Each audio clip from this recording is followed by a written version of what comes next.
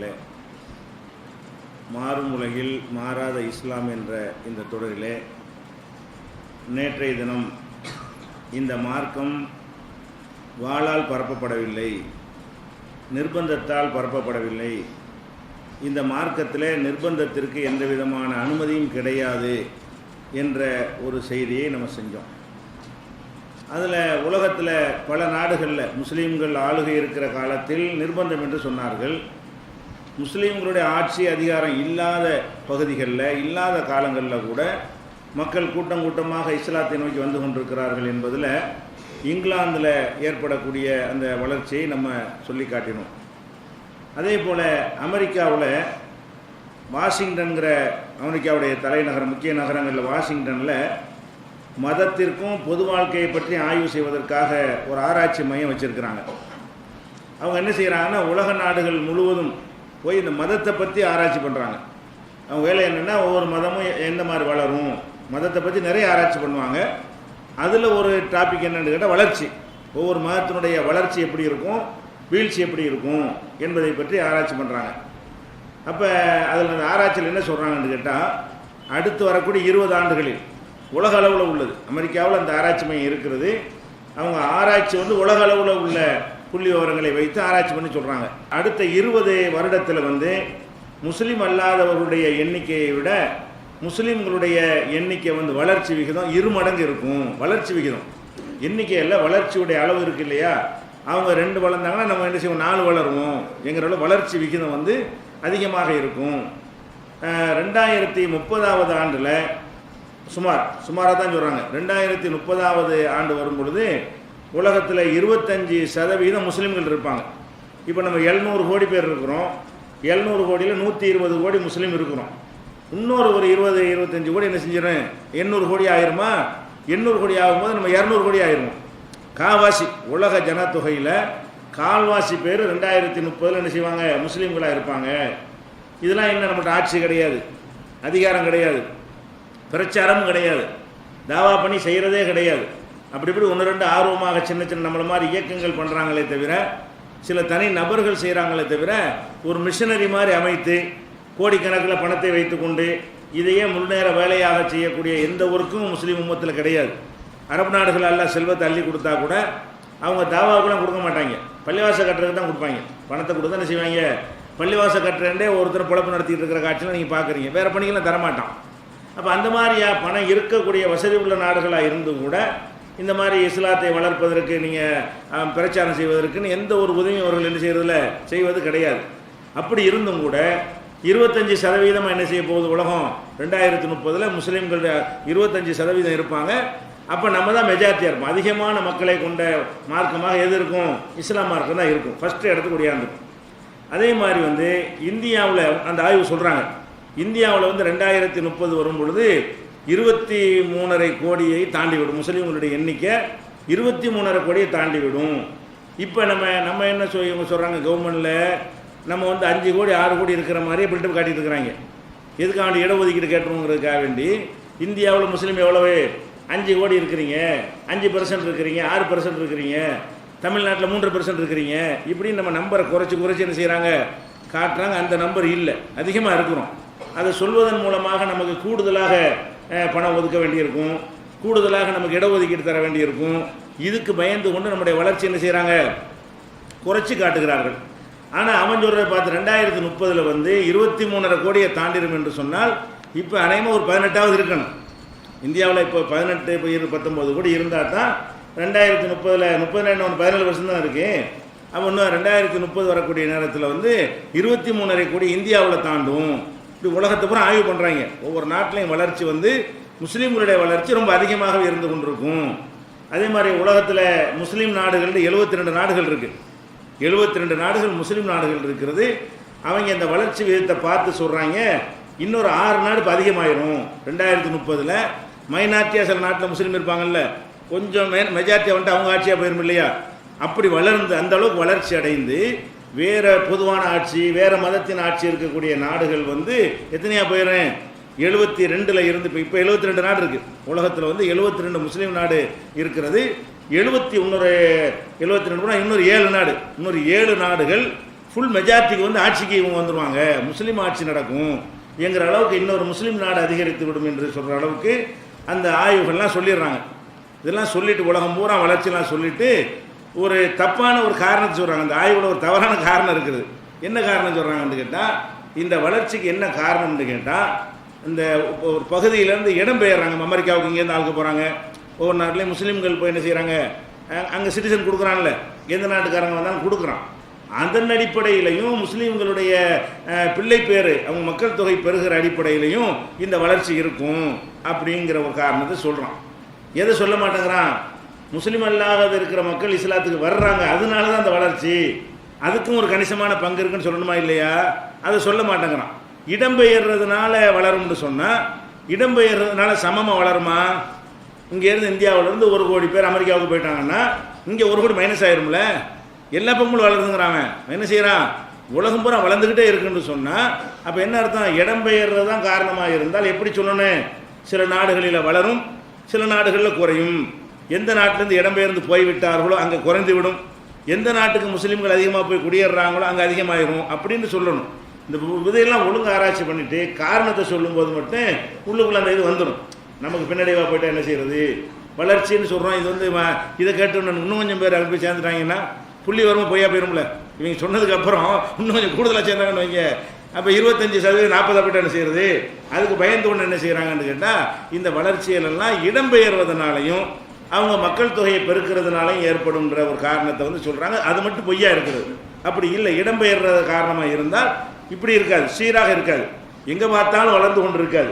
ஒரு பக்கம் வளர்ந்து ஒரு பக்கம் குறையணும், எல்லா பக்கமும் வளர்ச்சியாக தான் அந்த புள்ளிவரத்தில் சொல்லி காட்டுகிறார்கள். இது சொன்ன உடனே அந்த குழுவில் இடம்பெற்ற ஒரு மூத்த ஆய்வாளர், அந்த குழுவில் இருந்த அந்த குழுவில் உள்ள ஒருத்தர் சொல்கிறாரு, இந்த புள்ளிவரத்தில் ஒரு பிழை இருக்கிறது.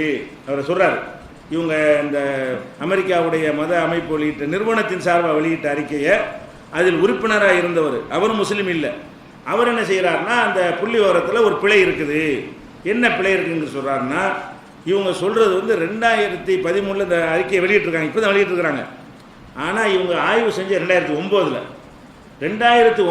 உள்ள ஆய்வை அடிப்படையாக கொண்டு தான் என்ன செய்கிறாங்க, அப்போ உள்ள கணக்கை வச்சு எப்படி பெருகும்னு என்ன செய்கிறாங்க சொல்கிறாங்க. உதாரணமாக அவர் சொல்லி காட்டுறாரு, பிரிட்டனில் வந்து இப்போ வந்து 2012 வெளியிட்டிருக்கிறாங்க இந்த அறிக்கையை. இப்போ வந்து 25 லட்சம் பேர் இருக்கிறாங்க அந்த ஆய்வு வெளியிடக்கூடிய நேரத்தில்.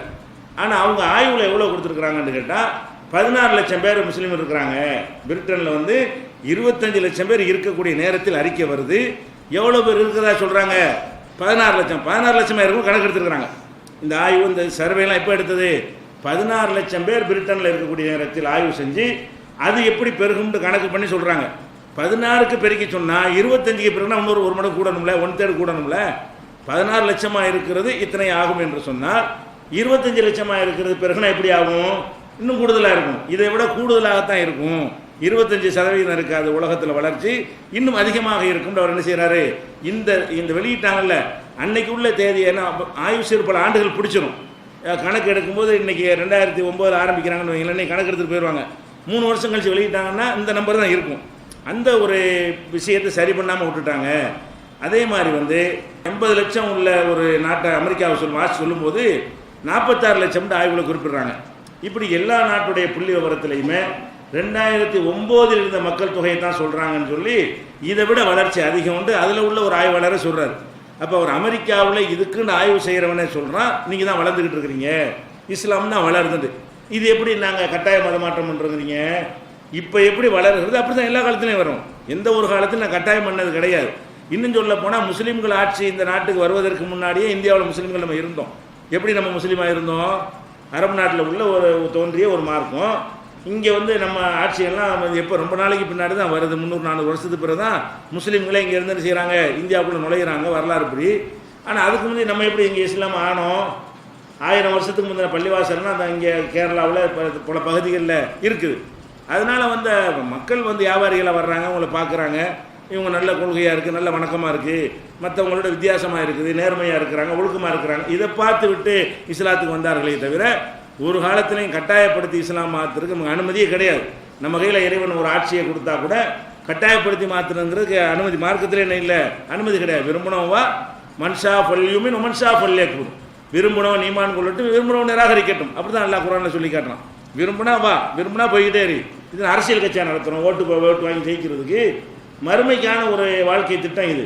இதில் வந்து நீ வந்தால் உனக்கு நல்லது, வந்தால் எங்களுக்கு என்ன நல்லது, அல்லாவுக்கு என்ன நல்லது, வேறு யாருக்கு தான் என்ன நல்லது, ஒன்றும் கிடையாது. இந்த ஒரு அடிப்படையில் சிந்திச்சு பார்க்கும் பொழுது இதுவும் தவறு. நம்ம வளர்ச்சியை காட்டுகிறது கட்டாயம்லாம் பண்ணலை, கட்டாயமாக மத மாற்றம் நடக்கிறதுங்கிறது பொய். இன்னைக்கு கட்டாயப்படுத்துனால நம்ம உலகத்தில் எங்கேயுமே இல்லை. எந்த ஒரு பேர் சவுதியில் வேண்டாம் கட்டாயப்படுத்துகிறான்னு சொல்லலாம். சவுதியில் யார் இருக்கா, இங்கே சம்பாதிக்க போனால் தான் இருக்கிறான், யார் போய் கட்டாயப்படுத்துறது? அப்போ கட்டாயப்படுத்துறதுன்னு சொன்னால் முஸ்லீம் நாடு இப்படியா, இஸ்லாத்தை கொஞ்சம் இஸ்லாத்துக்காக சில செய்யக்கூடிய நாடுகள்னு இருக்கிற சவுதி 1-2 நாடை சொல்லலாம். அவங்க கூட இது மாதிரி பண்ணுறானா, கட்டாயம் பண்ணுறானா? அங்கே கூட பண்ணுறதில்லை. முஸ்லீம் தான் வேலைக்கு வரணும்னு சொல்கிறானா, முஸ்லீம் எல்லாம் வரக்கூடாதுன்னு உத்தரவு போடுறான், அப்படியும் கிடையாது. அப்போ எங்கேயுமே உலகத்தில் கட்டாயப்படுத்த நடக்க எந்த காலத்துலையும் 1400 வருஷங்களாக எந்த ஒரு காலகட்டத்திலையும் கட்டாயப்படுத்தி இஸ்லாத்தில் சேர்க்க நடக்கவே இல்லைங்கும் போது இதை சொன்னா தான் இஸ்லாத்துடைய வளர்ச்சியை தடுக்க முடியுங்கிறக்கா சொல்கிறாங்க. எது சொல்கிறாங்க? கட்டாயப்படுத்தி வந்தாங்க, விளங்கி வரல, பயங்காட்டி சேர்த்துட்டாங்கன்னு சொல்லி அப்படியான ஒரு கருத்தை விதைத்து கொண்டிருக்கிறார்கள். அதே போல் வந்து இந்த சின்ன ஒரு சொல்கிறாங்க, பிரேசில்ங்கிற நாட்டில் வந்து 2000 எவ்வளோ பேர் இருந்தாங்கன்னா வெறும் 27,000 பேர் இருந்தாங்க முஸ்லீம்கள். பிரேசில் நாட்டில் மொத்தமாக முஸ்லீம் எவ்வளோ இருந்தாங்க? 27,000 பேர் தான் இருந்தாங்க. 2011 அந்த கணக்கு வெளியிடும் பொழுது 15 லட்சம் பேர் இருக்கிறாங்க. இப்போ 15 லட்சம் பேர். இப்போ இந்த 1.5 வருஷம் 2 வருஷத்தில் எவ்வளோ அதிகரிச்சுன்னு தெரியல. 27,000க்கு 15 என்ன கணக்குன்னு பாருங்கள். 27,000ன்னா அப்படின்னா 45 மடங்கு அதிகமாக இருக்குது. 27,000 இருந்தது 15 லட்சம் பேரை மாறி இருக்கிறாங்கன்னா 45 மடங்கு. ஒருத்தன் 45,000 இருக்கிறான். புள்ள பெற்ற 45, ஒருத்தன் 45 பிள்ளைய பெறுவான். இவங்க சொல்கிறாங்க புள்ள பெற்று வளர்ச்சிக்கிறானே, புள்ள பெற்று வளர்ச்சின்னு சொன்னால் இப்படி சொல்லணும். 27,000 இருந்தது 35,000 ஆயிடுச்சு அப்படி சொல்லலாம். ஒரு 40,000 ஆயிடுச்சுன்னு சொன்னாலும் ஒரு கணக்கு ஏற்றுக்கலாம். 27,000 எங்கே, 15 லட்சம் எங்கே? அப்போ இஸ்லாம் தழுவி வர்றதுனா எதனால் வர்றாங்க? பிள்ளை பெற்றதுனால வந்துச்சுன்னு ஒரு சின்ன அளவு ஏறி இருக்கலாம். அவன் பிள்ளையை பெறமாட்டேன்னு அந்த மாதிரி தன்மைலாம் இழந்துட்டு கண்டது ஓரின சேர்க்கையெல்லாம் பண்ணால் பிள்ளையை பெறுவான். அதனால அவனுக்கு கண்டா மைனஸ் ஆகி போயிடும். நம்ம குடும்ப வாழ்க்கையில் ஈடுபடக்கூடியவங்க குழந்தைகள் பெறத்தான் செய்வாங்க. அந்த வகையில் ஏதோ 1-2 கூடுமே தவிர இப்படியா கூடும், 45 மடங்காக கூடும். அப்போ பிரேசிலில் வந்து சின்ன நாடு, அதில் என்ன இருக்கிறாங்க? 2 வருஷத்துக்கு முந்தின கணக்கு பிரகாரம் 15 லட்சம் பேர் இருக்கிறாங்க. 2000 இருந்தது வெறும் 27,000 பேர் தான். அப்போ வளர்ச்சி இதெல்லாம் யார் கட்டாயப்படுத்தினா? பிரேசிலில் எந்த ஆட்சி, இஸ்லாமிய ஆட்சி நடக்கிறது? எந்த இராணுவத்தை வச்சு நம்ம பயங்காட்டுறோம்? ஒன்றும் கிடையாது. அதே மாதிரி வந்து பிரான்ஸில் வளர்ச்சி இன்னும் அபரிமிதமாக இருக்குது. பிரான்ஸ் நாட்டை எடுத்துக்கிட்டிங்கன்னா ஒவ்வொரு வெள்ளிக்கிழமைகள்லையும் ஜும்மா தொழுவாங்கள்ல பள்ளிவாசலில் நிறைஞ்சி ரோட்டுக்கு வந்துடுறாங்க. அப்போ ரோட்டுக்கு திடீர்னு அதிகமாகுது. திடீர்னு ஒரு 2-3 ஆண்டுகளாக இப்படி தாறுமாறாக வருது. வெள்ளிக்கிழமை டிராஃபிக் ஜாம் ஆகுது. அந்த நாட்டில் இந்த டிராஃபிக் ஜாமுகளை அனுமதிக்க மாட்டான். நம்ம நடைமுறை ஊர்வலம் அதுக்கெல்லாம் அந்த மாதிரிலாம் ஒதுங்கி அதுக்கு தனியாக ஒதுக்கி விட்டுமா அதில் போயிட்டே இருப்பாங்க, டிஸ்டர்ப் பண்ண மாட்டாங்க. பஸ்ஸில் கல்லறியும் அவன் பாட்டு போயிட்டே இருப்பான். அப்படியான ஒரு சிஸ்டத்தை கொஞ்சம் கடைப்பிடிக்கக்கூடிய ஆளுக்கு தான் அவங்க. பிரெஞ்சுக்காரனுக்கு அப்படி அவர் சொல்லுவாங்க, ரோடு போட்டு தான் நாட்டை ஒரு நகரத்தை உண்டாக்குவான். நம்ம ஃப்ளாட்டு போடும்போது எப்படி செய்கிறோம், ரோடெல்லாம் போட்டு தானே கட்டுறோம். அப்படியாக நகரங்களை உண்டாக்கக்கூடியவன் யார்? பிரெஞ்சுக்காரன். அப்போ அவனுடைய ஆட்சியில் வந்து எல்லாமே சிஸ்டமாக இருக்குமா இல்லையா? அவன் என்ன செய்கிறான்? இந்த மாதிரி ரோட்டில் கூட அவனுக்கு பெரிய டிஸ்டர்பாக இருக்குது. நம்ம எவ்வளோ ஒரு நிர்வாகத்தை அழகாக பண்ணுறோம், ரோடு நடக்கிறதுக்கு உள்ளது, வீடு குடியிருக்கிறது, இது சாக்கடை இதுக்குரியன்னு அப்படி ஒதுக்கி வச்சுருக்குறோம். இவங்க என்னன்னா ரோடு வரைக்கும் வந்துடுறாங்களேன்னு சொல்லி தடுக்கவும் முடியல. ஏன்னா உள்நாட்டு மக்கள் அங்கே உள்ள மக்களாக இருக்கும்போது போட நடத்திய விட முடியும். அதே நேரத்தில் நிர்வாக ஒழுங்கை பாதிக்குதுன்னு அவன் என்ன செய்கிறான்னு கேட்டால், அவங்களுக்கு வீதிகளில் தொழுவதை தடுக்கிறதுக்காக வேண்டி 100லேருந்து 150 புதிய பள்ளிவாசல் கட்டுவதற்கான எல்லா விதமான ஒத்துழைப்பும் கவர்மெண்ட்டை கொடுக்குறான். பள்ளிவாசல் கட்டிக்கிறீங்க, நீங்கள் மக்கள் தொகை அதிகமாக இருக்குங்கிறீங்களே, ஒரு தெருவில் 3 பள்ளிவாசல் கட்டு, ஒரு பள்ளிவாசலை பார்த்தோன்னா அதுக்குள்ளே எல்லா ஏற்பாடும் செய்கிறோம், அதுக்குரிய உதவிகள்லாம் செய்கிறோன்னு சொல்லி முஸ்லீம் அமைப்புகள்கிட்ட பேசி அப்போ 100லேருந்து 150 பள்ளிவாசல் வரைக்கும் நீங்கள் ஆட் பண்ணுங்க, அதிகப்படுத்திக்கிறங்க என்று சொல்லக்கூடிய அளவுக்கு என்ன செய்கிறது? பிரான்ஸில் வளர்ந்து கொண்டிருக்கு. அந்தளவு தாறுமாறாக வளர்கிறது. அதே மாதிரி வந்து சில அமெரிக்காவில் என்ன பண்ணுறாங்கன்னா, அமெரிக்காவிலையும் இன்னும் பல நாடுகள் என்ன செய்யுதுன்னா, இப்போ 12 ஆண்டுகளில் 1200 பள்ளிவாசல் அமெரிக்காவில் கட்டப்பட்டிருக்கு. 12 வருஷத்தில் என்ன செய்யுது? 1200 பள்ளிவாசல். பள்ளிவாசல் கட்டணும் எப்படி கட்டுவோம்? நம்ம கூட 12 வருஷத்தில் 1200 பள்ளிவாசல் கட்டியிருக்க மாட்டோம். இந்தியாவில் கூட 20 கோடி மக்கள் நம்ம இருக்காரு சொல்கிறோம். இந்த நாட்டில் கூட 12 வருஷத்தில் வந்து 12,000 பள்ளிவாசலை கட்டுவோம். ஒரு ஊருக்கு ஒன்று தான் கட்டுவான். ஊருக்காக கட்டினா 2,000 கட்டிட்டு இருக்க மாட்டான். இல்லாத ஊரில் தான் கட்டுவான். வழங்குதா?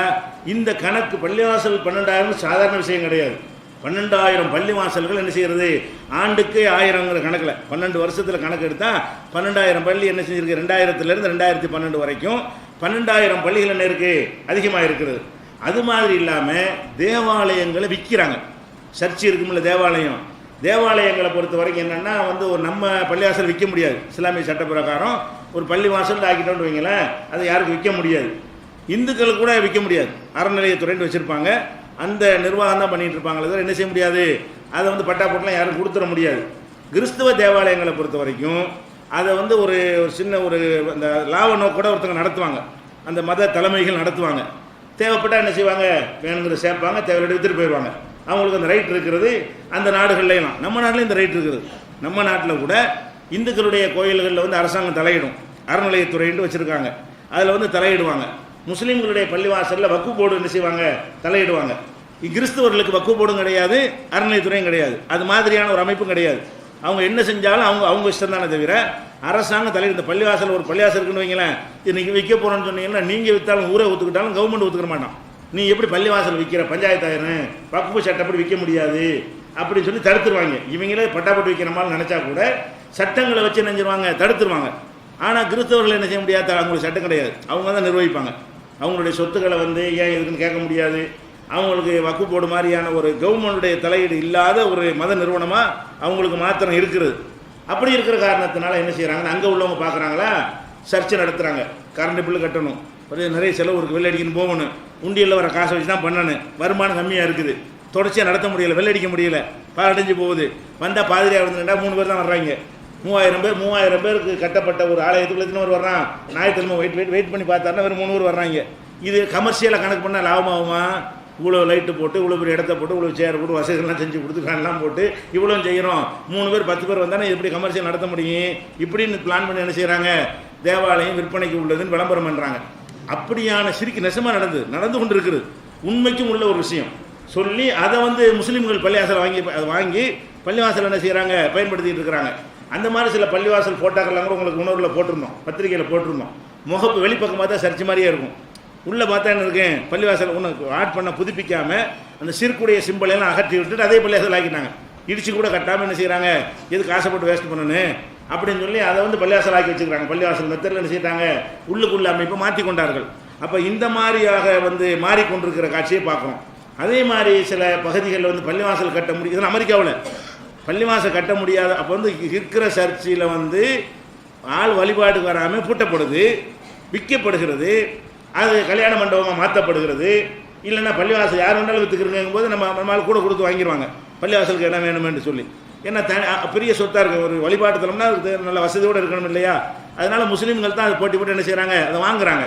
அதே மாதிரி வந்து ஜும்மா மட்டும் நடத்துறதுக்காக என்ன பண்ணுறாங்க, நம்ம சில கல்யாண மண்டபத்தில் நடத்துகிறாங்க. சில ஆளுக்கு ஜும்மா நடத்த வழி இல்லாத ஊர்களாக இருந்தால் திருமண மண்டபத்தை வாடகைக்கு எடுத்து என்ன செய்வாங்க, அதில் போய் ஜும்மா மட்டும் நடத்துவாங்க. 5 வேளை எங்கிட்ட தொழுதுக்குங்க, ஜும்மாவுக்கு இந்த பகுதியில் உள்ள மக்களுக்கு வசதி இல்லை அப்படின்னு ஒரு கல்யாண மண்டபம் நடத்துவோம். அந்த மாதிரி சர்ச்சுகளை வாடகைக்கு எடுத்து, சர்ச்சில் என்ன செய்கிறோம், ஞாயிற்றுக்கிழமை வழிபாடு அவங்களும் வாடகைக்கு விடுறாங்க. ஏன்னா சும்மா 6 நாளைக்கு ஏதாவது வாடகைக்கு விட்டால் தான் நிர்வாகம் பண்ண முடியும் என்பதற்காக வேண்டி யார் வேணாலும் கல்யாணத்துக்கு இது கொண்டா 6 நாளைக்கு வாடகை, ஞாயிற்றுக்கிழமை அவங்க வச்சுக்கிடுவாங்க, மீதி நாட்களில் வாடகைக்கு விடுவாங்க. இவங்க வெள்ளிக்கிழமை பூரா புக் பண்ணி போடுவாங்க, வெள்ளிக்கிழமை எங்கள்கிட்ட தாங்கன்னு சொல்லி. எதுக்கு, ஜும்மா தொழுகைக்காக வேண்டி. அந்த இதெல்லாம் திரையெல்லாம் போட்டு மறைச்சு என்ன செய்வாங்க, அதில் வந்து ஜும்மா நடத்தி கொண்டு அதெல்லாம் நடக்கிறது. தேவாலய வளர்ச்சி எப்படின்னு பாருங்கள், எந்த அளவுக்கு இது தாறுமாற வளர்கிறது என்பதற்கு இதெல்லாம் கட்டாயமா? இப்போ அங்கெல்லாம் இதை கட்டாயப்படுத்தினது யார், அதை வந்து செஞ்சு பார்க்கணும். இன்னொரு விஷயம் என்னென்னா, டென்மார்க்குன்னு ஒரு நாடு இருக்குது. இந்த டென்மார்க்காரங்க தான் ரொம்ப வெறி பிடிச்சவங்க வழங்குதா. நம்ம கூட நினைஞ்சிருக்கிறோம், அந்த போராட்டம்லாம் அவங்களுக்கு பண்ணியிருக்கோம். ரசூல்லா பற்றி கார்ட்டூன் போட்டது, அதுக்கெல்லாம் எதிர்த்து நம்ம என்ன செய்கிறோம், அவனுக்கு சப்போர்ட் பண்ணுறாங்க. கவர்மெண்ட்டை என்ன செய்கிறான், அது எங்களுடைய உரிமை அப்படின்னு சொல்கிறான். இந்த மாதிரி டென்மார்க்கில் என்ன பண்ணுறாங்கன்னு கேட்டால், ஐரோப்பா முழுசும் இஸ்லாம் மயமாகி கொண்டே வருகிறது, இது கவலை அளிக்கிறதா இருக்கிறது, இதை தடுத்து நிறுத்தணும்னு போராட்டம் பண்ணுறாங்க. கருத்து சுதந்திரம் சொன்னவன் என்னை கட்டாயப்படுத்தி ஆக்கிட்டு இருக்கிறோம், கவர்மெண்ட் வங்கையில் இருக்குது, மக்கள் அவனாக விரும்பி இஸ்லாத்தில் போய் சேரணும், இதை தடுத்து நிறுத்திருக்கா என்ன செய்கிறாங்க, டென்மார்க்கில் பெரிய அளவில் விளம்பரம்லாம் பண்ணி பயங்கரமான போராட்டம்னு அறிவிக்கிறாங்க. அறிவித்து அதில் டென்மார்க்கில் இருக்கிறதும் யார், ஜெர்மன்காரன், ஃப்ரான்ஸுக்காரன், அமெரிக்காக்காரெல்லாம் போய் வேலை பார்ப்பான்ல, இந்த மாதிரி எல்லாம் ஒன்றா சேர்ந்து கொண்டு நம்ம எல்லா நாடுகளும் பெருசாக பாதிக்கப்படுகிறது, இதை விடக்கூடாதுன்னு சொல்லி பிரபகண்டான்னு அப்படி பிரபகண்டா டிவியில் அதில் பேப்பர்லாம் புதுசாக காட்டி பெரிய ஆர்ப்பாட்டம் அறிவித்தாங்க. ஆர்ப்பாட்டம் அறிவித்தா எவ்வளோ பேருங்கிறீங்க, வெறும் 300 பேர். எவ்வளோ பேர், 300 பேர். இதை பார்த்து என்ன செஞ்சாங்கன்னா, கிறிஸ்துவ மக்கள்லையே நடுநிலையாளர்கள் இதை கண்டித்து ஒரு எதிர் ஆர்ப்பாட்டம் அறிவிக்கிறாங்க அதே நாளில். நீ ஆர்ப்பாட்டம் அறிவிக்கிறீங்கள, எந்த ஒரு அறிவிப்பும் இல்லாமல் இவங்க எதிர் ஆர்ப்பாட்டம் என்ன செய்யறது, இது உரிமை, மக்களுடைய உரிமை, நீ தடுப்ப, விரும்பின பக்கம் போவான்னு சொல்லிட்டு எதிர் ஆர்ப்பாட்டம்னு ஒன்று அறிவிக்கிறாங்க. அதுக்கு 2500 பேர் வரலாம். இதுக்கு அவ்வளோ விளம்பரம் கொடுக்குறாங்க, டிவியில் கொடுக்குறாங்க. இதுக்கு வந்தது எவ்வளோ பேர், 300 பேர்.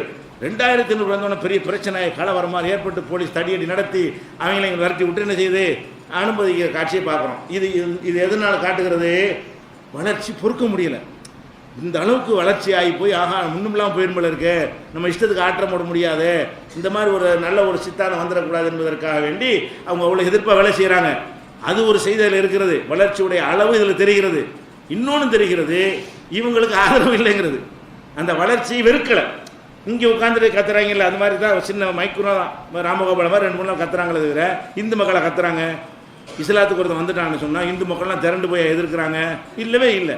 இப்படி இந்த ஆதாயம் அடையக்கூடிய சில நிறுவனங்கள் இருப்பாங்க, அவங்க மேலே 20 வரமாட்டாங்க, 10 பேர் தான் நிற்பாங்க, 10 பேர் நின்று போராட்டம் கத்திட்டு போவாங்க. இந்த மாதிரி தான் அங்கேயும் இருக்கிற காட்சியை பார்க்குறோம். இங்கே எப்படி இஸ்லாத்துக்கு மக்கள் வரும்பொழுது அதை மக்கள் எதிர்க்கிறது இல்லையோ, விரும்பினவும் போகிறாங்க, கட்டாயப்படுத்துகிறாங்க, அவனுக்கு அந்த கொள்கை பிடிச்சிட்டு போகிறான், விடுங்கப்பா இப்படின்னு இந்த மக்கள் எடுத்துக்கொள்கிற மாதிரி என்ன செய்கிறாங்க, அந்த மக்களும் எடுத்துக்கொள்ளக்கூடிய காட்சியை பார்க்குறோம். அதே மாதிரி சீனாவில் அவ்வளோ இரும்புக்காரங்க கொண்டு நோன்பு வைக்கிறது கூட தடை போடுறாங்க. சீனாவில் என்ன இருக்குது, அரசு ஊழியர் நோன்பு வைக்கக்கூடாது, அந்த மாதிரிலாம் பள்ளிக்கூடங்களில் நோன்பு வச்சுட்டு வரக்கூடாது, கட்டாயப்படுத்தி என்ன செய்யணும், ஏதாவது சாப்பிட்டு தான் ஆகணும்னு அவனே என்ன செய்கிறான், நோன்பு வைக்கிறதுக்கு தடை செய்கிற அளவுக்கு ஒரு கம்யூனிசம்ங்கிற பேரில் அடக்குமுறை செய்யக்கூடிய ஒரு நாடு. அப்போ அந்த மாதிரி என்னன்னு கேட்டால் 2000 எடுத்துட்டிங்கன்னா அந்த ஷாங்காய்னு ஒரு ஊர், உதாரணத்துக்காக சொல்கிறதா இருந்தால் சீனாவில் அது பெரிய ஊர்னு நினைக்கிறேன், ஷாங்காய்னு போட்டிருக்கிறான். அந்த ஷாங்காய்ங்கிற ஊரில் 100 முஸ்லீம்கள் இணைஞ்சாங்க. ஒரு ஹோட்டலில் வெள்ளிக்கிழமை போய் ஜும்மா நடத்திக்கிறாங்க.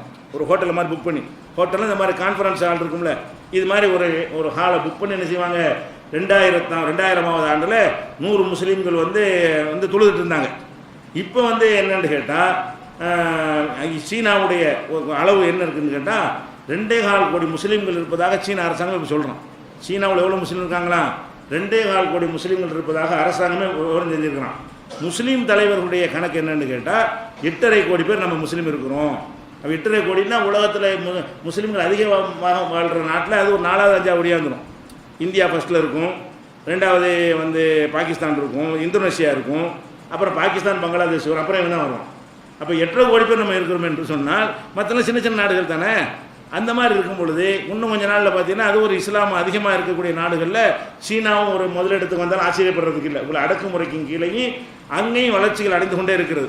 அப்போ நீ அடக்குமுறை பண்ணுற மாறக்கூடாதுன்னு, முஸ்லீமை வாழக்கூடாதுன்னு, அதை தாண்டி வளருது. முஸ்லீமாக வாழக்கூடாதுன்னு தடுக்கிற ஒரு நாட்டில், நோன்பு வைக்கிறத தடுக்கிற ஒரு நாட்டில் இப்படி வளர, நீங்கள அடக்குமுறை பண்ணுற, நாங்கள் அடக்குமுறை பண்ணல, அடக்குமுறைக்கு ஆளாகவுல செய்கிறோம். ரசூல் ஸல்லல்லாஹு அலைஹி வஸல்லம் காலத்தில் அடக்குமுறைக்கு எப்படி ஆளானார்களோ அந்த மாதிரி சைனாவில் அடக்குமுறைக்கு ஆளாகுறாங்க, ஆனால் வளருது. அப்போ இந்த வளர்ச்சி எதை காட்டுகிறது, கட்டாயப்படுத்தி இஸ்லாத்தில் சேர்க்கிற கான்செப்ட் கிடையவே நடக்கவே இல்லை. எந்த ஒரு வரலாற்றில் எந்த ஒரு காலகட்டத்திலையும் இது மாதிரியாக நடக்கவே இல்லை அப்படிங்கிறத இந்த விஷயங்கள்லேருந்து தெரிந்து கொள்கிறோம். அப்போ இந்த கட்டாய மதமாற்றங்கிற காரணத்தை சொல்லி நம்ம இஸ்லாத்தை மாற்றணும், நீங்கள் கெடுபிடி பண்ணுறீங்க, அடுத்தவனுக்கு உரிமை கொடுக்க மாட்டேங்கிறீங்கன்னு சொல்வார்களே, ஆனால் அது பொய் என்பதற்கு இந்த தகவலை நம்ம பதிவு வைத்துக் கொள்ள வேண்டும்.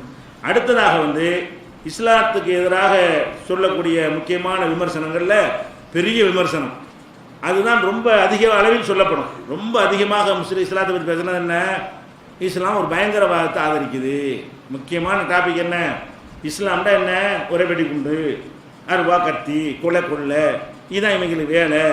பள்ளிவாசல்லையும் கொண்டு வைப்பாங்க, ரயில்லையும் கொண்டு வைப்பாங்க, அது மாதிரி பஸ்ஸில் கொண்டு வைப்பாங்க, ஆஸ்பத்திரியில் கூட கொண்டு வைப்பாங்க, பொதுமக்களை சாவடிப்பாங்க. இந்த மாதிரியான ஒரு கலாச்சாரத்தை இஸ்லாத்தின் பெயரால் தான் இவங்க செய்கிறாங்க. இஸ்லாம் மார்க்கம் தான் இவங்களை இந்த மாதிரி ஆக்கியிருக்குது. விமர்சனங்கள், இஸ்லாம் மார்க்கம் தான் இந்த மாதிரிலாம் இவங்களை என்ன செய்யுது, பயிற்றுவிக்கிறது.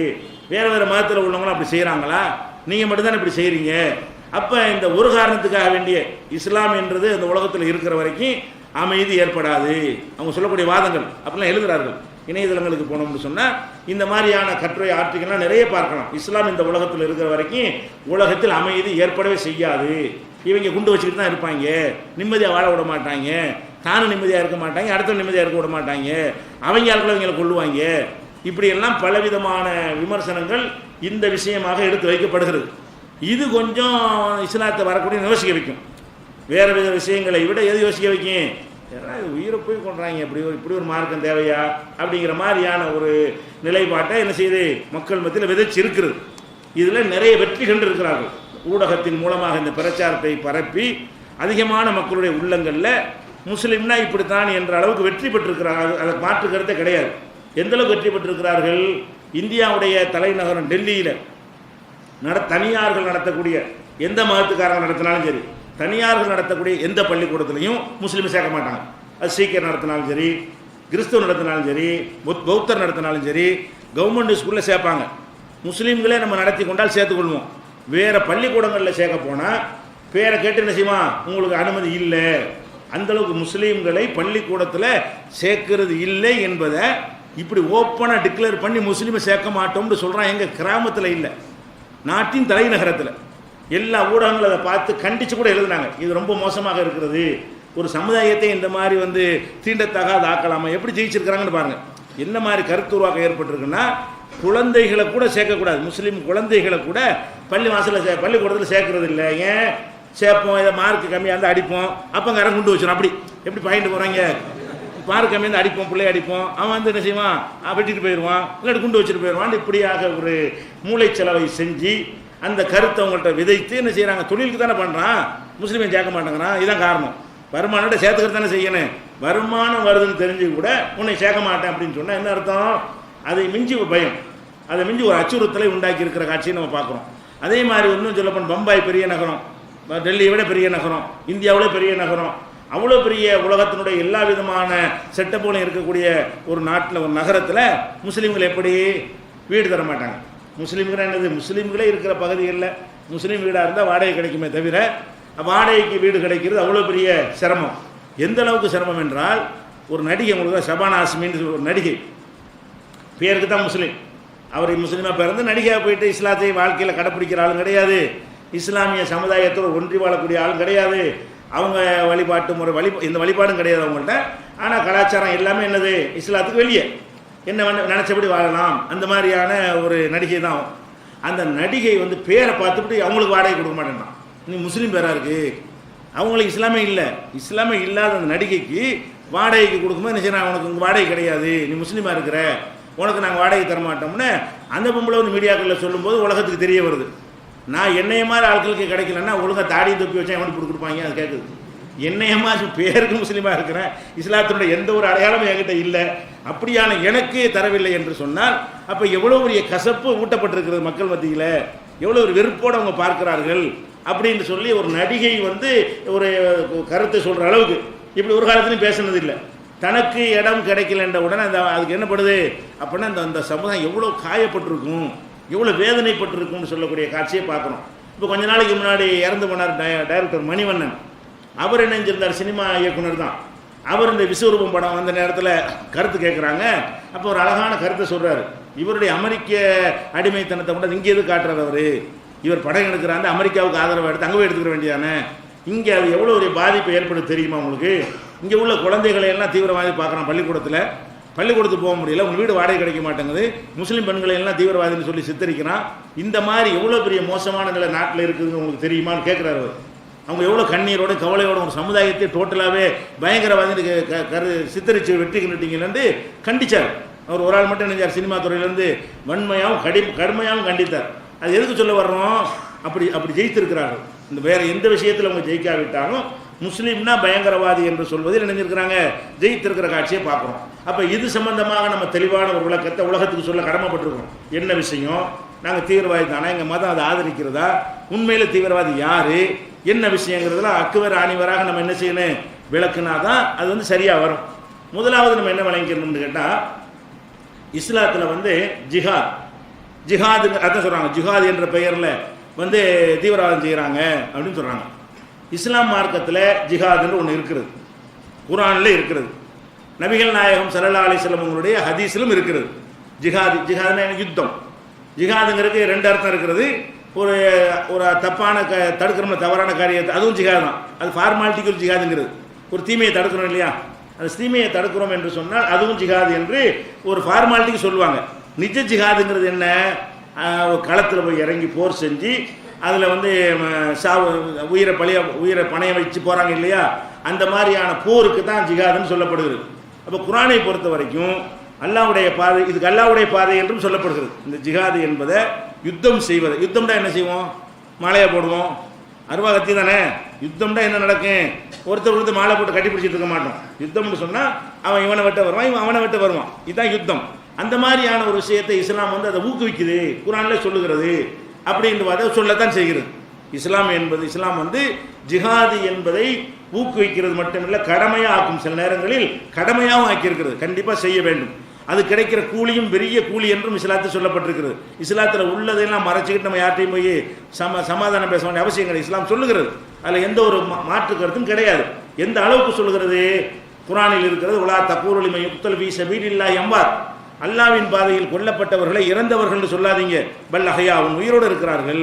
இந்த ஜிஹாதில் போய் ஒருத்தன் இறந்துட்டான்னு சொன்னால் அவன் உண்மையில் சாவல, அல்லாஹ்விடத்தில் உயிரோடு. அப்படின்னா என்ன ஊக்குவிக்க தானே செய்யுது. அல்லாஹ்வுடைய பாதையில் போய் கொல்லப்படுறான்னா எப்போ கொல்லப்படுவான்? யுத்தத்தை தான் அல்லாஹ் சொல்கிறான். அப்போ யுத்தத்திற்கு போய் கொல்லப்பட்டு விட்டார்களே, ஆனால் அவங்களை இறந்தவர்கள் சொல்லாதீங்க. அப்படின்னா என்ன அர்த்தம்? அவங்க உயிரோடு இருக்கிறார்கள், இறைவனிடத்தில் உணவளிக்கப்பட்டு கொண்டிருக்கிறார்கள், அல்லாஹ்விடத்தில் உயிரோடு இருக்கிறார்கள். இங்கே தான் செத்த மாதிரி உங்களுக்கு தெரியும் அப்படின்னு அல்லாஹ் என்ன செய்யறான்? 2வது அத்தியாயத்தில் 154வது வசனத்தில் சொல்லி காட்டுகிறான். அதே மாதிரி 3வது அத்தியாயத்தில் 169வது வசனத்தில் சொல்கிறான், ஒலா தகச பண்ணல்லதீன குத்திலூ ஃபீ ஸபீலில்லாஹி அம்வாத்தன், அல்லாஹ்வுடைய பாதையில் கொல்லப்பட்டவர்களை இறந்தவர்கள் என்று எண்ணாதீர்கள், அது சொல்லாதீர்கள் சொன்ன அந்த வசனத்தில். இந்த வசனத்தில் அப்படி நினைச்சு கூட பார்க்காதீங்க, பல் அஹ்யாவுன், அவங்க உயிரோடு தான் இருக்கிறார்கள் அப்படின்னு நல்லா சொல்லி காட்டுகிறான். அப்போ இந்த 2 வசனங்கள் என்ன சொல்லுகிறது என்று சொன்னால், அல்லாஹ் போர் செய்வது அல்லாஹ்வுடைய பாதை என்று சொல்லுகிறது. அதில் போய் உயிரை தியாகம் செய்வது பெரிய பரிசு தரக்கூடிய ஒரு நல்ல ஒரு வணக்கமாக, எப்படி தொழுகை நோன்பு இதற்கெல்லாம் அல்லாஹ்விடத்தில் பெரிய கூலி கிடைக்குமோ அதை விட ஒரு பெரிய கூலி எதுக்கு கிடைக்க போகுது? அல்லாஹ்வுடைய பாதையில் போய் நீங்கள் போர் செஞ்சு நீங்கள் எதிரிகளை வெட்டி நீங்கள் எதிரிகளால் வெட்டப்பட்டு அப்படி கொல்லப்பட்டு விடுவீர்களே, ஆனால் உங்களுக்கு பெரிய ஒரு தகுதியும் மதிப்பும் இறைவனிடத்தில் கூலியும் பரிசும் இருக்கிறது. இதெல்லாம் இருக்கிற உண்மை. ஜிஹாது என்று என்ன செய்து இஸ்லாம் வந்து இதை செய்ய வேண்டும் ஆர்வம் மூட்டுகிறது. இன்னும் சொல்ல போனால் இன்னொரு வசனத்தில் அல்லாஹ் சொல்லி காட்டுகிறான், ஃபுல் யுகாத்தில் ஃபீ ஸபீலில்லாஹ் அல்லதீன யஷ்ரத்துன ஹயாத்த துன்யா பில் ஆஹிரா, இந்த உலக வாழ்க்கைக்காக மறுமையை விற்று உலக வாழ்க்கை வாங்குகிறார்களே அந்த மக்களோடு அல்லாஹ்வின் பாதையில் நீங்கள் போர் செய்யுங்கள். உமை யுகாத்தில் ஃபீ ஸபீலில்லாஹ், அல்லாஹ்வுடைய பாதையில் யார் போர் செய்கிறாரோ, இப்போ யுக்குத்தல் அவர் கொல்லப்படுகிறாரோ, அவர் எகலி பல வெற்றி பெறுகிறாரோ, இப்போ சௌஃபு நூத்திகி அஜரன் அலீமா, அவனுக்கு மகத்தான கூலியை கொடுப்போம். அல்லாஹ்வுடைய பாதையில் போர் செஞ்சு நீ கொல்லப்பட்டாலும் கூலி, நீ ஜெயித்தாலும் உனக்கு கூலி. போருக்குன்னு போயிட்டோம்னு சொன்னால் கொல்லப்பட்டால் மட்டும்தான் கூலின்னு கிடையாது. போனோம்ல, அதுக்கு தயாராகத்தானே போனோம், சாவுறதுக்கு தயாராகத்தானே போனோம். நல்ல மணிக்காக சாவுறதுக்காக போயிருக்கும் பொழுது அதுக்கு கூலி இருக்கிறது என்று குர்ஆனில் இருக்கத்தான் செய்கிறது. மகத்தான கூலியை தருவோம் என்று 4வது அத்தியாயத்தில் 74வது வசனத்தில் எல்லாம் சொல்லி காட்டுகிறான். அப்போ இதெல்லாம் என்ன காட்டுகிறது? உதாரணத்துக்கு தான் இது, இன்னும் நிறைய இருக்குது. அல்லாஹ்வுடைய பாதையில் போர் செய்வதை பற்றி, அதுக்கு கிடைக்கிற கூலிகளை பற்றி ஹதீஸுகளை பேசினா பேசிக்கொண்டே இருக்கலாம். அவ்வளவுக்கு ஆர்வம் மூட்டி, அந்த அளவுக்கு நபிகள் நாயகம் ஸல்லல்லாஹு அலைஹி வஸல்லம் சொல்லி அதை வந்து ஆர்வம் மூட்டி இருக்கிறார்கள். மாற்றுக்கிறது கிடையாது. ஜிஹாதுன்னா என்ன அதை மேட்ரு, எதில் தப்பு பண்ணுறான்? ஜிஹாது செய்ய இஸ்லாம் சொல்லுகிறது, அது உண்மை. அதுக்கு பெரிய கூலி இருக்கிறது, அது உண்மை.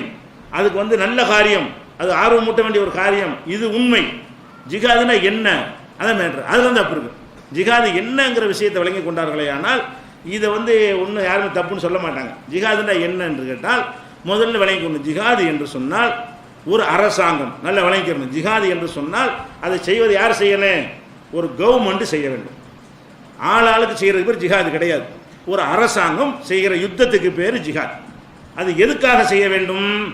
தன்னுடைய நாட்டு மக்களை காப்பாற்றுவதற்காக வேண்டி. தன்னுடைய நாட்டு மக்களை காப்பாற்றுறது யாருடைய கடமை?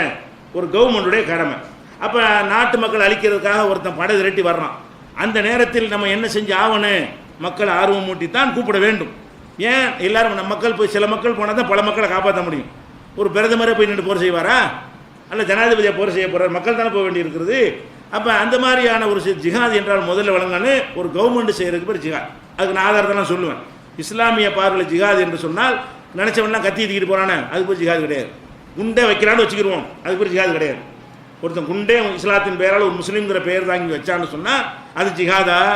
அது கொலை செய்யறான்னு அர்த்தம், அது ஜிஹாத் கிடையாது. அதுக்கு ஒரு ஆதாரத்தை நம்ம சொல்லுவோம். அல்ல அறுவாள் எடுத்து கொண்டு முஸ்லீம் வெட்டுறான்னு வைங்க, அது ஜிஹாதா? கிடையவே கிடையாது. ஒரு அரசாங்கம் தான் இந்த யுத்தத்தை ஜிஹாது என்பது கவர்மெண்டுடைய கடமை, அரசாங்கத்தின் கடமை. அதுபோக நபிகள் நாயகம் ஸல்லல்லாஹு அலைஹி வஸல்லம் அவங்களுடைய காலத்தில் இராணுவம்னு ஒன்று இல்லை. முதல்ல நான் சொல்லியிருக்கிறேன், இராணுவம்னு தனியாக சம்பளம் கொடுத்து அதுக்குன்னு ஆட்களை வச்சிருக்க மாட்டாங்க. அவங்கவுங்க தொழில் துறையை பார்த்துட்டு இருப்பாங்க. யுத்தம்னு வரும், படை திரட்டி வர்றாங்க, உடனே வாங்கன்னு கூப்பிடுவாங்க. யாரை கூப்பிடுவாங்க? வியாபாரி, விவசாயி, அவன் வேலையை பார்த்துட்டு இருப்பான். அப்போ ஆர்வத்திலும் கூப்பிட வேண்டியிருக்குது. ராணுவ சம்பளம் கொடுத்தாலும் ஆள் இல்லை. சம்பளம் கொடுத்து அதுக்குன்னு ஒரு குழு வச்சிருந்தோம்னு சொன்னால் மக்களை போய் போருக்கு வாங்கன்னு கூப்பிட தேவையில்லை. இப்போ இந்தியா பாகிஸ்தான் சண்டை நம்மளே கூப்பிட்றான். இருக்கிற ராணுவம் இருக்கு, ஆல்ரெடி வச்சுக்கிட்டு இருக்கிறான். இந்தியாவுக்கு பாகிஸ்தானுக்கு சண்டை வந்தால் ராணுவம்னு ஒன்று வச்சிருக்கோம்ல, அந்த ராணுவம் போய் பார்த்துக்கிறோம். சில நேரங்களில் பெரிய சைனாவோட சண்டை நடக்கும்போது ஆள் பற்றாக்குறை ஏற்படும் பொழுது மக்களையும் கூப்பிடவும் செஞ்சாங்க. அவசரத்துக்கு வாங்க, தேசத்தை காக்க வாங்க, யார் வர்றீங்கன்னு நினைஞ்சாங்க. ஒரு 20-25 வருஷம் நினைக்க சைனாவோட யுத்தம், வருஷம் யாவும் இல்லை. அந்த சைனா யுத்தம் நடக்கும்போது பகிரங்கமாக அறிவிப்பு செஞ்சு 100 ரூபா இளைஞர்களை பிடிச்சாங்க. மக்கள் பெரிய நாடு அது, அதனோட எடுத்து நம்ம போர் செய்ய முடியாது, பலவீனமாக போயிடக்கூடாது என்பதற்காக அப்படி சில நேரங்களில் செய்வார்களே தவிர அதிகமான நேரங்களில் கவர்மெண்ட்டில் ஆட்கள் இருப்பாங்க, ராணுவம் இருப்பாங்க. ரசூல் ஸல்லல்லாஹு அலைஹி வஸல்லம் காலத்தில் வந்து யார் கிடையாது, ராணுவம் கிடையாது, அதுக்குன்னு ஃபண்டு கிடையாது, அதுக்குன்னு சம்பளம் கிடையாது. அல்லாஹ்வுடைய பாதையிலன்னு வர்றவங்க வருவாங்க. வந்தாங்கன்னா அதில் பங்கெடுத்து ஜெயிச்சாங்கன்னா என்ன செய்யுது, அந்த போரில் கைப்பற்றுற எதிரியுடைய பொருள்களை பங்கு வச்சு கொடுப்பாங்க. உலகத்தில் ஏதாவது கிடைக்கணும்ல உழைச்சதுக்குண்டு, அவங்க கொல்லப்படுறதுக்கு தயாராக தான் வருவாங்க, மறுமை எதிர்பார்த்து வருவாங்க. ஜெயிச்சுட்டா என்ன கிடைக்கும், அந்த எதிரிகள்கிட்ட கைப்பற்றுறதை கொஞ்சம் கொடுப்பாங்க, அதோட முடிஞ்சு போயிடும். அதுக்கப்புறம் அவங்க போர் நடக்கணும்னா 10 வருஷம் ஆனாலும் வேலை பார்த்துட்டு இருப்பாங்க. 10 வருஷம் ஆனாலும் 20 வருஷம் ஆனாலும் என்ன செய்வாங்க, அவங்க வேலைகளை பார்த்து கொண்டிருப்பார்கள். அப்போ எல்லாருமே என்ன செய்வாங்கன்னா அதுக்கு தகுந்த மாதிரி உடலமைப்பை, குதிரை பயிற்சி, அந்த பயிற்சி ரசூல் ஸல்லல்லாஹு அலைஹி வஸல்லம் உண்டாக்கி என்ன செய்வாங்க, எல்லாருமே எப்போ போருக்கு கூப்பிட்டாலும் தயாராக நிலையில் அவங்க இருப்பாங்க, திடகாத்திரமாக இருப்பாங்க. கெட்ட பழக்கமும் இல்லை தானே, தண்ணி அடிக்கிறது, சீட்டாடுறது, இந்த மாதிரியான விஷயங்கள்லாம் இஸ்லாமிய சமூகத்தில் ரசூலுல்லாஹ் உருவாக்கின சமூகத்தில் இல்லாததுனால அவங்க ஆரோக்கியமாகவும் போர் செய்ய தகுதியானவர்களாகவும் வலிமை உள்ளவர்களாகவும் இருப்பார்கள். அந்த மாதிரியான ஒரு அடிப்படை இருக்கும்போது ஒரு நாட்டுக்கு எதிராக யுத்தம் செய்ய வந்தால் ஒரு நாடு என்ன சொல்லும்? இப்போ இந்தியாவுக்கு மேலே பாகிஸ்தான் படை எடுக்கிறான், இந்தியா என்ன சொல்லும்? படை எடுக்கணும்னு சொல்லுமா, போய் வெட்டுங்கன்னு சொல்லுமா, அல்லது நீங்கள் வாட்டுக்கு வாங்க, நாங்கள் வந்து காந்தி வழியை பின்பற்றுறோம், எங்களை வந்து வெட்டிட்டு போங்கன்னு சொல்லுமா? அப்படி சொல்லாது. எந்த நாடு காந்தியை பிரதமராக சொல்ல முடியாது, சொல்லுங்கதா? அப்போ என்ன பண்ணணும், நாட்டு மக்களை தான் காப்பாற்றுற கடமை இருக்குது.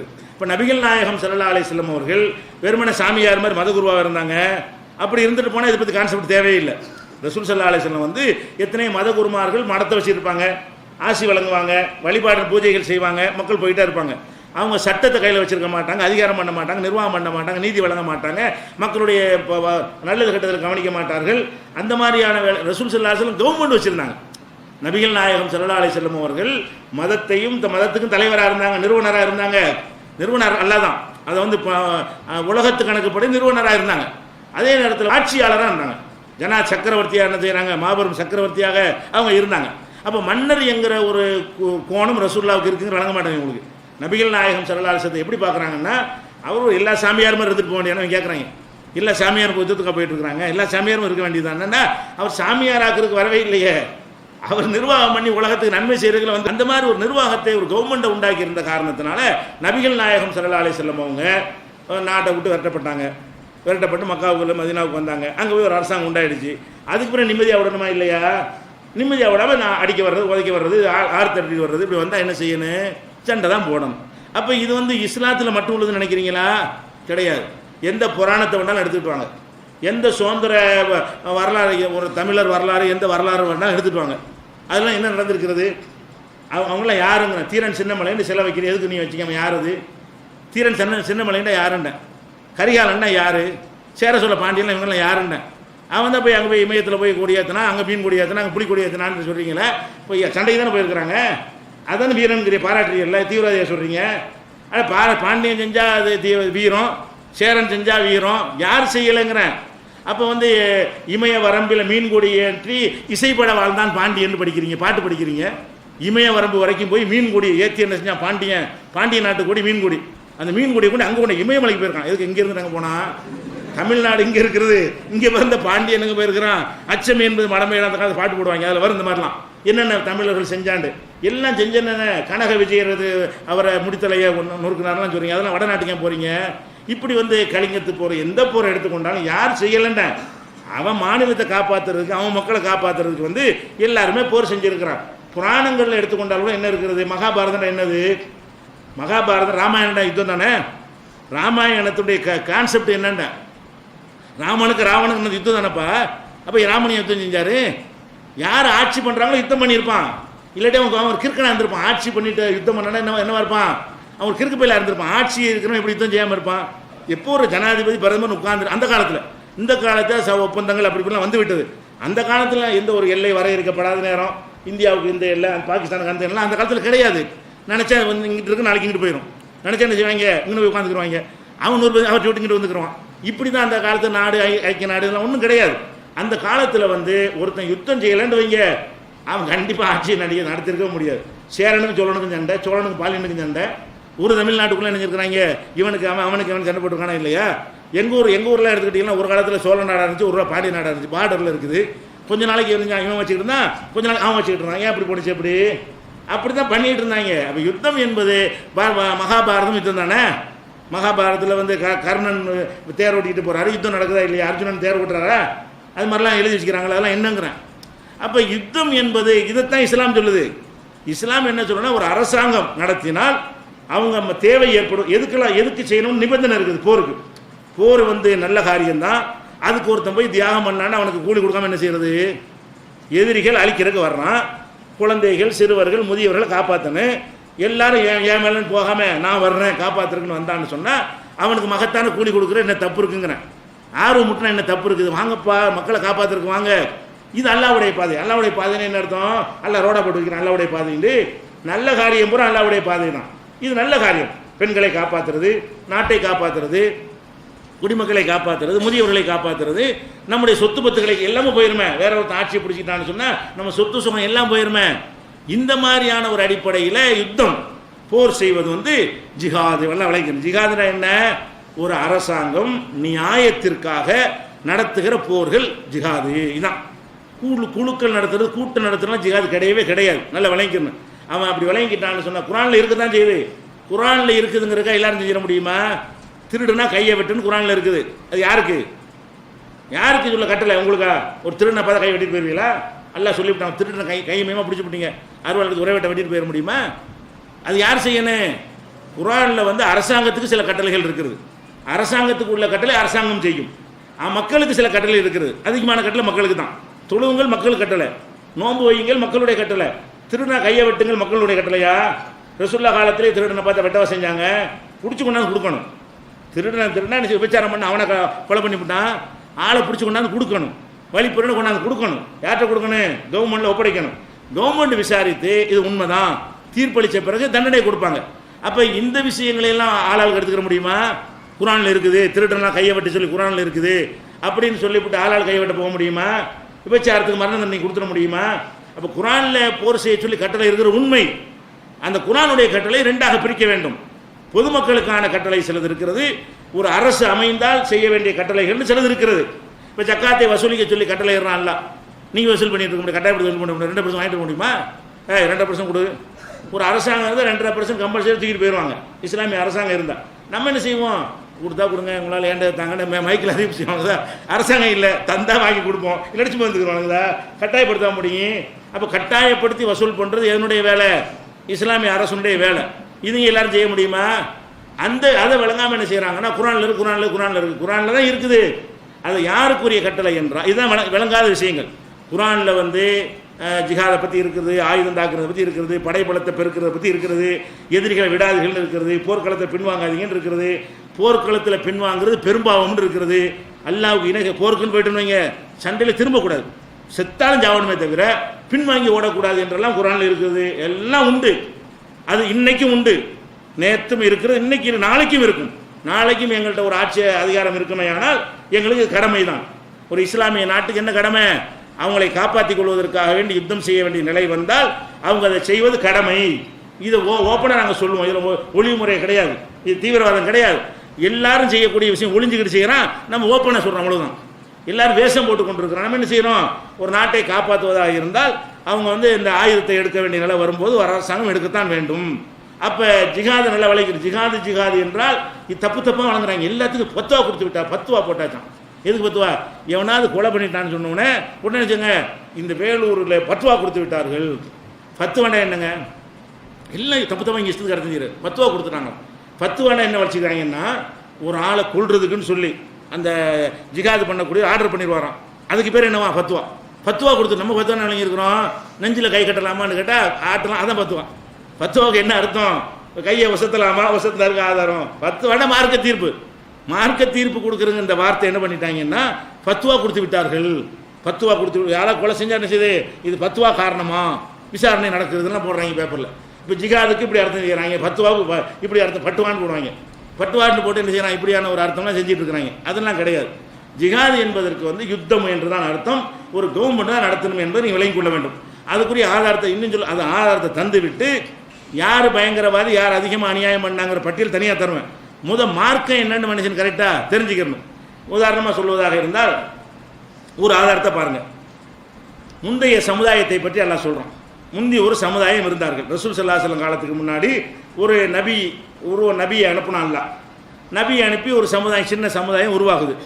அந்த சமுதாயத்தை அவள் பேர்லாம் எல்லாம் சொல்லலை. அந்த சமுதாயத்தை அடக்குமுறைக்கு உள்ளாக்குறாங்க, அடிக்கிறாங்க, விரட்டுறாங்க, ஊரை விட்டு விரட்டுறாங்க. அவ்வளோ கொடுமைக்கு அந்த சமுதாயம் உள்ளாகுறாங்க. உள்ளானவன்னு என்ன செய்கிறாங்கன்னா, அவங்க பொறுக்கிற அளவுக்கு பொறுத்து பார்க்குறாங்க. ஏழலை எங்கேயும் இருக்க விட மாட்டேங்கிறான். அது அந்த வசனத்தை அவ்வளோ சொல்லப்படுகிறது. இப்படி வந்தவொன்னு என்ன செய்கிறாங்க, அந்த மக்கள்லாம் நபி வாழ்கிற காலம் தான் நபிகிட்ட முறையிடுறாங்க. நபியே இந்த மாதிரி அளவுக்கு மேலே இருக்குது, எவ்வளோ நாளைக்கு அடி வாங்கிட்டு இருக்கிறது, நம்ம திருப்பி கொடுக்கணுமா இல்லையா? இப்படி அடிச்சு விரட்டிகிட்டே இருந்தாங்கன்னா நம்ம எப்படி சரியாக வரும்? ஒரு பொறுமைக்கு ஒரு எல்லை இருக்கத்தானே செய்யுது. அப்படின்னு முறையிட்டு என்ன செய்கிறாங்கன்னா, நீங்கள் என்ன செய்யுங்கன்னு கேட்டால் எங்களுக்கு ஒரு கவர்மெண்ட் அமைச்சு தாங்க. அவங்க கேட்குறாங்க, என்ன கேட்குறாங்க, இஜா இல்லைன்னா மலிக்கன், எங்களுக்கு ஒரு ராஜாவை, நீங்கள் நபியாக இருக்கிறீங்க, நீங்கள் வாட்டு தொழுக நோம்புவீங்கன்றீங்க, போர் செய்வதற்கு எங்களுக்கு என்ன செய்யுங்க, ஒரு மன்னரை நீங்கள் நியமியுங்கள், நாங்கள் அல்லாஹ்வுடைய பாதையில் அவர் தலைமையில் போர் செய்ய போகிறோம், ஒரு ராஜாங்கத்தை உண்டாக்கி தான் போர் அப்படின்னு கேட்குறாங்க. இல்லாடி உடனே போர் செய்யணும், அப்போ போருக்கு போயிருப்பாங்களே, நபியை வாங்க போய் அடிச்சுட்டு வருவோம் அப்படின்னு கூப்பிடாம போருக்கு முன்னாடி என்ன கேட்குறாங்க, இஜால்னா மலிக்கன் காத்தில் ஃபி சபிலில்லா, அல்லாஹ்வுடைய பாதையில் போர் செய்வதற்காக எங்களுக்கு ஒரு ராஜாவை ஏற்படுத்துங்கள் அப்படின்னு கேட்குறாங்க. அப்போ நபி என்ன கேட்குறாரு, நீ வாட்டு சொல்லுவியப்பா, அப்போ ராஜாவை நியமிச்சு போறேன்னு சொல்லி ஓடி போயிடக்கூடாது அப்படி கேட்குறாரு. ஓட மாட்டோம். உடனே அல்லாஹ் என்ன செய்யறான், ஒரு ராஜாவை நியமித்து இது நீங்கள் எல்லாம் தனி நாடு டிக்ளேர் பண்ணுங்க, உன்னை சேர்ந்தவன் இல்லைடா, நாங்கள் தனி நாடு, இவர் தான் ராஜா, இவர்கள் நாங்கள் செயல்பட போகிறோம் டிக்ளேர் பண்ணுங்க அல்லாஹ். அப்போ அல்லாஹ் அவங்க கோரிக்கை வைக்கிறாங்க, கோரிக்கை நமக்கு ஆதாரம் கிடையாது. அந்த கோரிக்கையை ஏற்று அல்லாஹ் என்ன சொல்கிறான், ஒரு கவர்மெண்ட் அமைக்கிறான். யுத்தம் பண்ணுறதுக்கு கேட்கல கவர்மெண்ட் எல்லாம் கேட்கல, அந்த மக்கள் கேட்குறாங்க, நாங்கள் போர் செய்ய வேண்டியிருக்க அளவுக்கு மேலே அடக்குமுறைக்கு ஆளாகிறோம், எங்களுக்கு போர் செய்ய அனுமதி தாங்க, நாங்கள் போகிறோன்னு கேட்கல. அதில் நபியை நீங்கள் எங்களை கூட்டிகிட்டு போங்கன்னு கேட்கல. என்ன பண்ணுறாங்க, அவங்களுக்கு விளக்கி இருக்கு, நபியுடைய காலத்தில் வாழ்ந்த காலத்தினால் அவங்களுக்கு எல்லாம் விளக்கப்பட்டிருக்கிறது. போர் செய்கிறாங்க, நாடு வேணும், நமக்குன்னு ஒரு எல்லை வரையறுக்கணும், அப்போ தான் நம்ம ஆயுதங்களாம் ரெடி பண்ண முடியும். அவனோட சேர்ந்த ஆளுக்குன்னு டிக்ளேர் பண்ண ஒன்றும் செய்ய முடியாது. நீ வேற நான் வேற, இது எங்கள் நாடு, இது நாங்கள் தனி, உன்னோட சேர்ந்தவங்க இல்லைன்னு அறிவிச்சுட்டு என்ன செய்யணும், அப்போ அப்போ தான் எது செட்டுலாம் பண்ண முடியும். ஒரு தலைமை இருக்க வேண்டும், ஒரு பயிற்சி இருக்க வேண்டும், ராஜா இருந்தால் பயிற்சியெல்லாம் கொடுப்பாரு.